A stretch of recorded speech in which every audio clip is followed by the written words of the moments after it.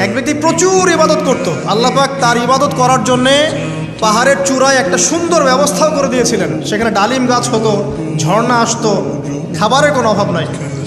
হাদিস এসেছে 500 বছর সে ইবাদত করেছে। কত বছর? কিয়ামতের মাঠে এই ব্যক্তির অবস্থা এমন হবে, তাকে জান্নাতে প্রবেশ করানোর জন্য নিয়ে যেতে বলা হবে, যাও আমার রহমতে জান্নাতে চলে যাও। আল্লাহ পাক তাকে এই কথাটা বলবেন। কিন্তু এই ব্যক্তি বলবে আমার আমলের কারণে আল্লাহ পাক বলবেন আমার রহমতে জান্নাতে চলে যাও। ব্যক্তি বলবে আমার আমলের কারণে।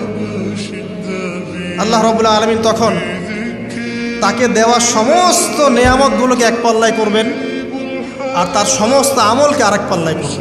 একটা চোখের যে নেয়ামত আল্লাহ পাকের, সমস্ত আমলও 500 বছরের ইবাদত এতটুকু হয়নি। তারপর তাকে বলা হবে ওকে জাহান্নামে নিয়ে যাও।